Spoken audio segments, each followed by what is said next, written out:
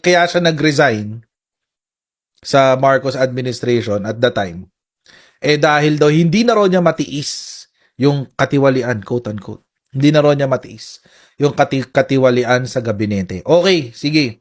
Alam niyo mga kababayan, alam nating lahat na yan ay pawang kasinungalingan. Bakit? Alam niyo mga kababayan, di ba nakwento ko na sa inyo to ilang beses na? Ulitin ko lang today. Ulitin ko lang today. Kailan ba yon? 2022 elections, mga 3 or 4 months later, nakahalala si PBBM, siguro July, August, September, October, November, sometime around that period. July to November of 2022. Take note ha, 2022. Merong isang prominent na DDS vlogger. Ang kumausap sa akin, kay Sangkay Janjan, kay Mike Cervera, at saka kay Ellie.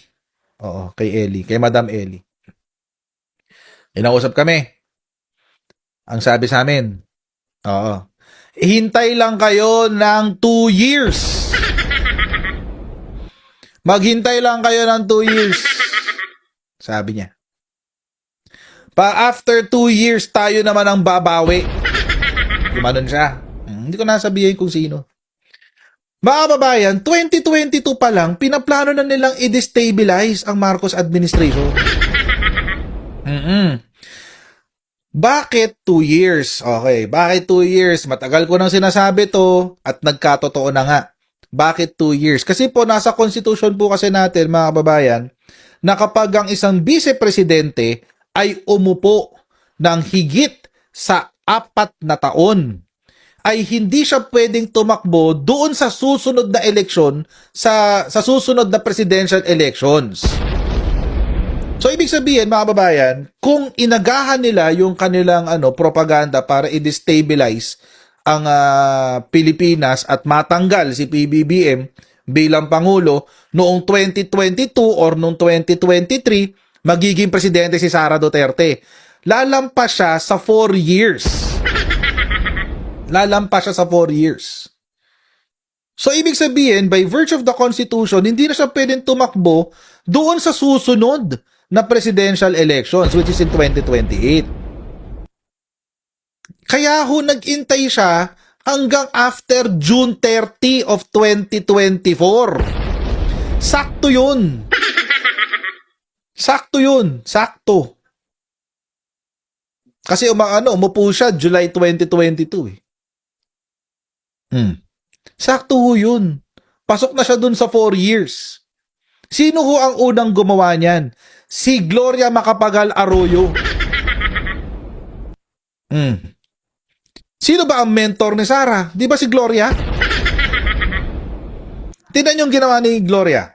After 2 years, nag-cause, siniraan lang niya ng siniraan si Erap Estrada, siniraan niya ng siniraan, nagpropaganda sila, ginamit ang media, pinakita nila na bobo daw si Erap, etc. etc. Tapos, after nun, nagkaroon ng EDSA 2. Nagpauto rin ang nung mga panahon na yun, Dilawan, nagpauto din na sa style ni GMA. Ayun, nag-resign ang ERAP. Pag-resign ni ERAP, nag-swear in itong si GMA. Nagkaroon siya ng 4 na taon. Full 4 years, mga kababayan. Pasok sa konstitusyon. Kaya nakatakbo pa siya sa 2000, kailan ba yung sunod? Kailan ba siya?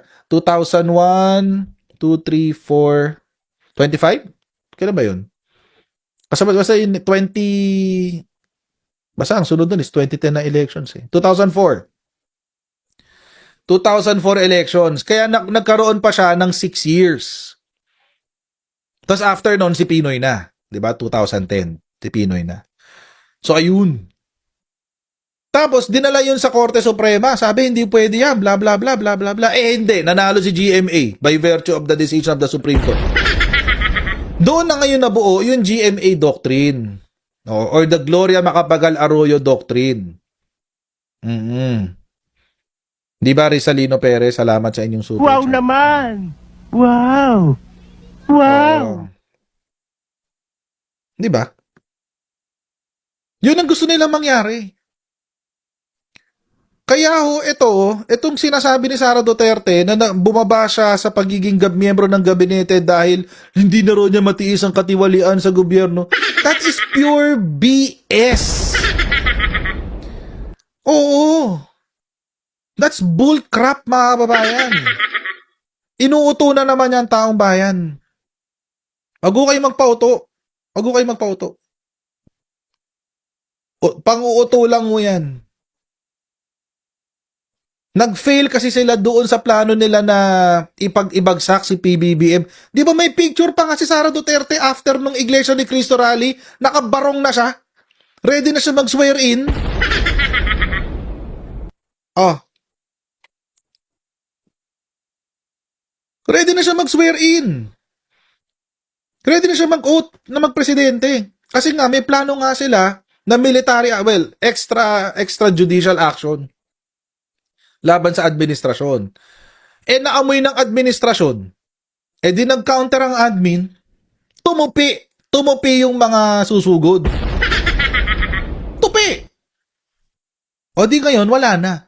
They missed their opportunity. Kaya ngayon, nagmamadali si Sara Duterte. Kaya napa-announce siya agad-agad. Napa-announce siya bigla. Kasi nga, nagdi-disperse na ang mga DDS, nauubos na ang mga DDS. Kailangan nilang uli magsama-sama, kailangan ng one rally point. Imagine, may 2 taon ka pa. Di ba?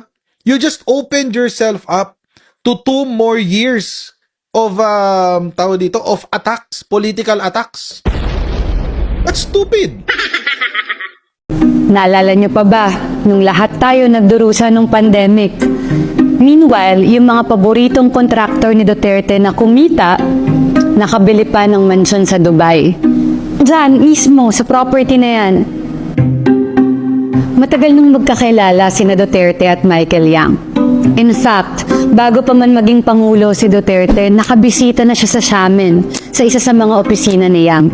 At noong 2017, si Yang naman ang pumunta sa Davao. Ipinakilala pa nga niya kay Duterte yung ilang pang mga kaibigan niyang Chinese businessman. So these people that you see, sila yung nagtayo ng Pharmally 2 years later, or noong 2019.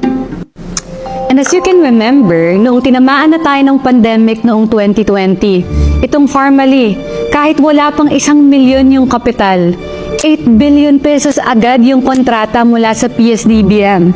Care of another Davao guy, yung dating tao ni Senator Bongo, si Lloyd Christopher Lau.